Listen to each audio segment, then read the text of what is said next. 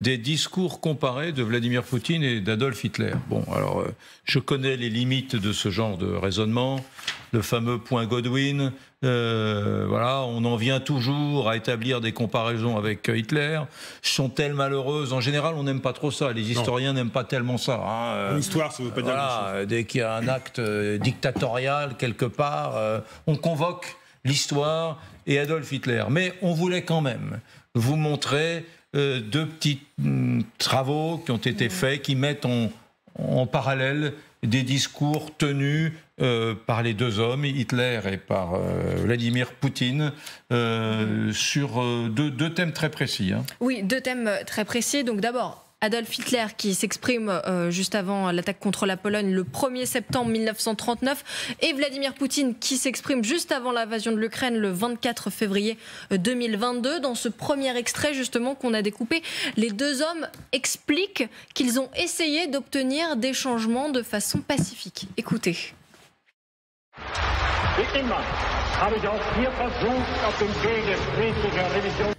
Il est bien connu que depuis 30 ans, nous essayons avec constance et patience de parvenir à un accord avec les principaux pays de l'OTAN.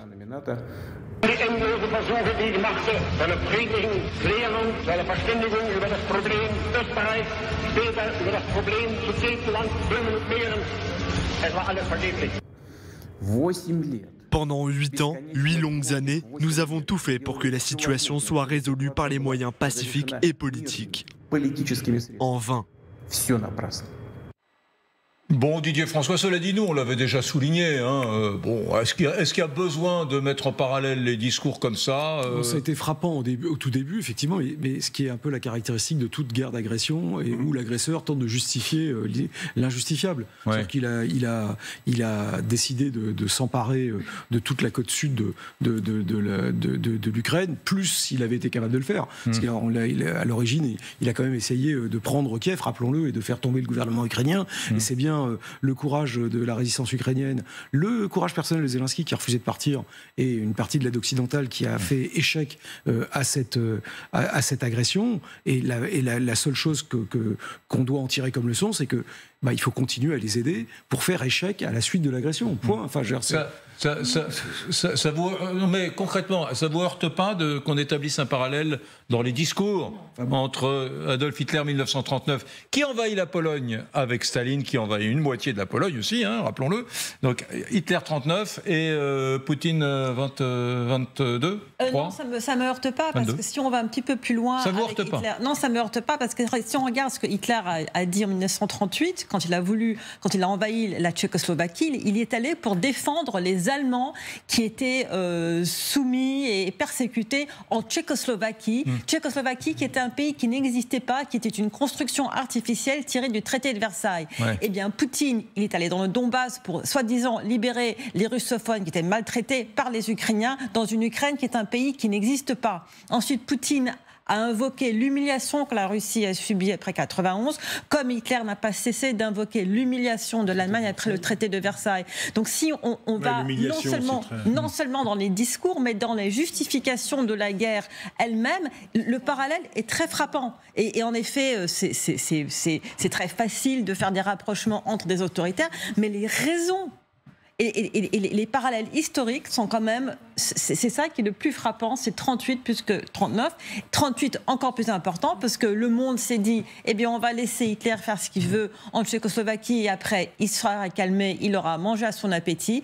Eh bien non, il est allé plus loin, et une des raisons pour lesquelles souvent les Occidentaux disent on ne peut pas laisser Poutine prendre l'Ukraine parce que ça ne suffira pas, il voudra aller plus loin. Donc les parallèles sont invoqués autant pour le début de la guerre que pour les éventuelles suites de cette guerre. Et nous avons autant plus raison de comparer les discours, parce que le discours auquel Samantha fait allusion, de 1938 de Hitler, Poutine, il a déjà fait l'allusion en 2014, quand il a annexé la Crimée. Et c'était vraiment un calque, parce qu'on peut retrouver sur Internet, si vous voulez, vous pouvez chercher, je m'adresse à nos téléspectateurs, où carrément on a le discours de d'Hitler avec les mots rayés et avec en rajoutant à la place de Sudètes, par exemple la Crimée, en rajoutant à la place, en mettant Kiev, parce qu'il est allé défendre aussi, Hitler voulait défendre les Allemands, et tandis que Poutine, il voulait défendre les Russes en Crimée.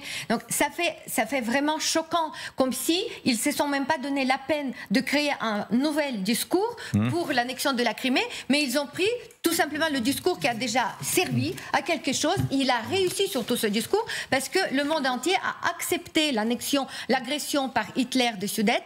Et par contre, la même chose, ça s'est passé en 2014. Donc une fois de plus, ça marchait. Il n'y a pas de raison de ne pas renouveler cette calque en 2022. Mais cette fois, par contre, ça n'a pas marché pour les raisons que Didier a invoquées. Guillaume Roquette, je vous sens boudeur sur cette mise en perspective et ce parallèle. C'est-à-dire que moi, je suis plutôt, en général, observateur politique. Et je m'interdis systématiquement le point Godwin, c'est-à-dire la réduction ad Hitlerum, consistant à dire de toute personne que l'on critique, souvent de façon légitime, c'est le nouvel Hitler, ça nous rappelle les heures les plus sombres de notre histoire. Pourquoi ? Parce qu'il me semble que ça empêche de réfléchir.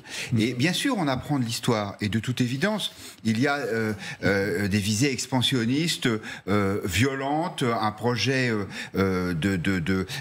impérialiste chez Poutine comme il y en avait chez Hitler. Mais il me semble qu'une fois qu'on a dit ça... Non, Guillaume, je ne suis pas d'accord sur un point.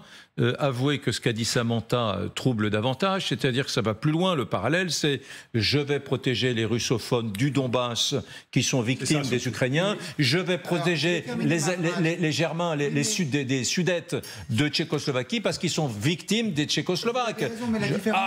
Vous avez raison, mais il me semble que la différence, c'est que la Crimée, le Donbass et l'Ukraine tout entière faisaient partie historiquement de la Russie. Et pas seulement de l'Union soviétique, et que donc la situation est différente par rapport à la Pologne. Et quand on dit simplement Poutine égale Hitler, on n'arrive plus à réfléchir avec ça. Allah le rappelait très justement, l'annexion de la Crimée date de 2014. Bon. Et en ça, nous dit-elle, c'était déjà l'imitation d'Hitler. Mais quand Emmanuel Macron reçoit Vladimir Poutine en grande pompe à Versailles, est-ce qu'il aurait reçu Hitler? Pardon, cette analogie est ridicule, mais à mon avis, les anachronismes le sont toujours en histoire. Je pense que la situation est plus complexe, et ça n'enlève rien à l'atrocité de l'agression russe, mais je trouve que on est un peu tétanisé quand on fait ce genre de comparaison, parce que ça nous empêche de réfléchir. C'est en ça qu'effectivement, ça me gêne un peu. Oui. Deuxième petit parallèle de ces discours. On est là pour vous protéger, en gros. Ça, c'est deux discours très forts chez Poutine et chez Hitler, il y a presque un siècle. Pardon. Den anderen Deutschen begegnet es oft, allem aber sehen dort weder mit deutschen Minderheiten und das Wahlvolk die Weise nicht anders. Le but de l'opération est de protéger les personnes qui ont été soumises à des abus, à un génocide par le régime de Kiev pendant 8 ans. Deutschland hat keine Interessen im Westen. Wo der Westwall, so bleibt für alle Zeiten die Grenze des Reiches nach dem Westen. Wenn in anderen Ländern behauptet wird, dass wir alle unsere Religionen nur versuchen, unter Druck durchzusetzen. Dans le même temps, nos plans n'incluent pas l'occupation de territoires ukrainiens. Nous n'avons pas l'intention d'imposer quoi que ce soit à qui que ce soit par la force. Voilà. Samantha, donc en gros, on est intervenu parce qu'en fait, on demandait à l'aide, parce qu'on est venu en aide à des populations qui en avaient besoin et qui étaient persécutées. Oui, c'est ça qui est troublant dans ces deux cas. Et les similitudes sont vraiment frappantes. C'est pas juste, pour moi, un raccourci facile de dire oh, il est méchant, c'est un Hitler. Non. Ce qui est troublant dans les discours de Poutine et dans le discours de Hitler et dans les raisons invoquées pour les invasions dans les deux cas, ce sont les parallèles. C'est que nous allons chercher nos gens, nos Russes, nos Allemands ethniques, et nous allons les sauver d'un pays qui les persécute. Et là, je me répète, mais aussi la négation de l'existence d'un pays, que ce soit la Tchécoslovaquie ou l'Ukraine. Et dire, je suis désolée, dire que l'Ukraine faisait partie de la Russie, alors que la Tchécoslovaquie ne faisait pas partie d'autres choses, tous les pays d'Europe centrale aujourd'hui ont été, à un moment donné, ont fait partie d'un empire, que ce soit l'empire prusse, ottoman, russe, etc. Presque aucun pays d'Europe aujourd'hui n'existe aujourd'hui dans ces frontières dans lesquelles il a existé il y a 100 ans, 200 ans. On ne peut pas refaire l'histoire. Justement, il y a les frontières internationales et les parallèles entre les raisons invoquées sont justement 2 fois de la recréation de l'histoire. L'Empire ottoman, comme l'Empire austro-hongrois, disparaissent il y a plus de 100 ans. Ben oui. L'Ukraine était russe jusqu'en 1991. Il me semble que dans l'inconscient collectif, ce n'est pas exactement la même chose. Mais on ne parle pas d'inconscient collectif, on parle de droit international, c'est des choses différentes. Mais encore une fois, pardon, mais j'ai vraiment le sentiment, sur ce plateau, qu'il est devenu interdit de réfléchir. C'est-à-dire que tout le monde est dans sa croisade et que de ce fait-là, on ne peut plus tenir un discours pensé, que j'espère un peu argumenté. Je répète à peu près toutes les 3 minutes, pour être sûr que le téléspectateur n'oublie pas, que dans cette histoire, il y a un agresseur et un agressé, que l'invasion de l'Ukraine est insupportable. J'essaye simplement de comprendre ce qui a pu se passer, l'enchaînement des événements. Pourquoi est-ce qu'aujourd'hui, la majorité des Russes soutient Poutine? Ça n'est pas pour ça que je leur donne raison. J'essaye juste de réfléchir. Pardon si ça vous choque, mais j'ai l'intention de continuer. Mais pas du tout, mais vous avez bien raison. Formidable. Pour aller dans le sens de la réflexion, il a raison. Il ne faut pas utiliser les anathèmes historiques qui nous empêcheraient de réfléchir sur les mécanismes qui amènent à ça. Pourquoi ça serait intéressant de comparer les deux discours? Qu'est-ce qu'on veut démontrer? Partons de là. Est-ce que la démonstration, c'est de dire que Vladimir Poutine a copié le discours de Hitler? Je ne le crois pas. Je ne pense pas qu'il soit allé chercher les discours d'Hitler pour écrire son discours. Donc ce n'est pas le sujet. Il n'a pas cherché à copier Hitler. En revanche, ce qui est intéressant, c'est qu'à partir du moment, et c'est ce qu'explique Guillaume, où des logiques politiques sont les mêmes, ou ce qu'explique d'ailleurs Samantha, que l'agression se fait au nom de une réécriture de l'histoire, plus l'argument du fait que c'est jamais eux qui agressent, c'est jamais l'agresseur qui agresse. Vous avez remarqué que c'est toujours les autres qui l'ont forcé à lui mettre une grande patate dans la gueule, parce que lui, il avait été super gentil, mais comme il voulait absolument pas céder à ce qu'on lui demandait, et ben le sale méchant, il a quand même bien fallu lui expliquer la vie. Et on a tout fait pour empêcher. Et derrière l'argumentation ultranationaliste qui est de dire j'allais protéger les miens. Oui. Qui, eux, donc la vie était bien plus importante que tous ceux que je suis en train d'écraser, de massacrer, de faire du butcha, etc. C'est ce type de logique-là qui sont en fait... Ce qui est intéressant de voir, c'est que si on rentre dans cette logique, la logique qui va jusqu'au bout, c'est le massacre. C'est le crime de guerre, c'est l'invasion inexplicable. Et ce qu'il y a d'intéressant dans le parallèle, c'est pas qu'il y en a un qui a voulu copier l'autre. C'est que si on va dans les mêmes logiques d'affrontement, avec les mêmes excuses, et ben on a les mêmes discours. Il n'y a pas de secret. C'est ça le sujet, en fait. Moi, je trouve qu'il y a quand même, de façon froide et clinique, des petits points de ressemblance, fortes ressemblances dans les discours. La victimisation, une minorité russophone ou germanophone martyrisée par d'autres, ce qui est factuellement assez faux. J'interviens pour la défendre et bien évidemment, on comprend très rapidement, toujours factuellement, qu'il n'est pas question que de défendre cette minorité, mais bien de s'installer durablement dans le dit pays, que ce soit la Tchécoslovaquie ou l'Ukraine. C'est une logique d'annexion. Je pense que nous n'allons pas jusqu'au bout de nos réflexions. Chacun exprime son opinion sur la question, ça c'est très bien. Et je pense que Guillaume, nous ne sommes pas endoctrinés chacun dans sa vision des choses, on essaie de comprendre, on se pose des questions aussi tous, et c'est très bien. Par contre, ici, si on continue la réflexion, on simplifie peut-être le message. On dit, regardez, Poutine, il a copié, parce que Didier, il dit, je ne pense pas qu'il a copié, mais ça, c'est pas un raisonnement, cher Didier. Le fait que tu ne penses pas, ça ne veut pas dire qu'il n'a pas fait. Absolument. Donc, voilà. Et quand on regarde le calque de discours, il l'a copié carrément, mais peut-être c'est pas Poutine même, parce qu'on connaît à quel point il est paresseux, il ne prépare jamais ses discours. On lui a écrit un discours sans lui dire que ça vient de Hitler, moi, je crois pas trop. Je crois pas que c'est dire comme et pomper un discours d'Hitler. Ce serait n'importe quoi. Mais vous voyez, vous êtes encore une fois dans vos imaginations de la Russie qui sont angélisantes. Je suis même certain, alors maintenant je vous dis, je suis certain pas un agent russe comme moi, que personne... je ne crois pas que Dimitri Peskov ait copié le discours d'Hitler pour Putin. Et là, j'ai pas des preuves à vous donner, mais regardez le calque de discours et comparez-les mot à mot, et vous serez vraiment surpris. Sinon, on l'a fait là. On l'a fait, c'est pas du tout du mot à mot.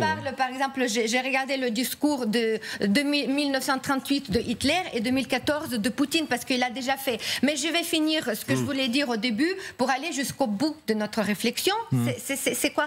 c'est malgré le fait que quand on simplifie le message, on dit regardez, il y a Hitler, il y a Poutine qui a quasiment copié le discours.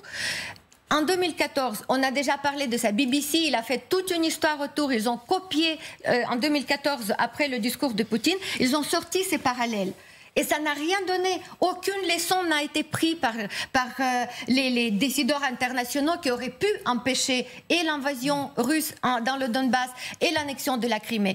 Et on est allé encore plus loin, même en simplifiant le message, en disant « Allô les gens, regardez, attention, regardez, ils copient le discours de Poutine, de Hitler. Ça veut dire quelque chose. Il y a un message grave derrière. » Et même ça, ça n'a pas aidé aux différents décideurs, mais des mêmes pays, d'empêcher la guerre totale de 2022. Et mais là, ça, on a le droit de simplifier. Eric, on fait une très bonne chose, mais il faut aller encore plus loin. Il faut que tout le monde réfléchisse quel message on veut passer. On n'ose pas dire ici que Poutine, c'est un nazi, c'est un Hitler d'aujourd'hui. Et je suis désolée si ça choque Guillaume, mais c'est un peu la réalité des choses, parce que c'est pas que l'histoire du discours, mais c'est l'histoire des actions sur le terrain. Ils se comportent tous comme les nazis pendant la Première Guerre mondiale. Il y a quand même une énorme différence d'échelle et de nature. Vous ne pouvez pas le nier, même si les instances internationales évoquent la question du génocide aujourd'hui. Les instances internationales parlent de génocide, de qualifier la chose de génocide, notamment quand on déplace des populations, tout ça est caractéristique d'un génocide, quand on enlève des enfants, etc. Tout ça a été évoqué, mais bon, pour l'instant, il y a une différence et de degré et de nature entre le Troisième Reich et le poutinisme. Il y avait Boucha, il y avait Irpin. Oui, j'entends, mais bien sûr. Exactement la même chose. Bien sûr.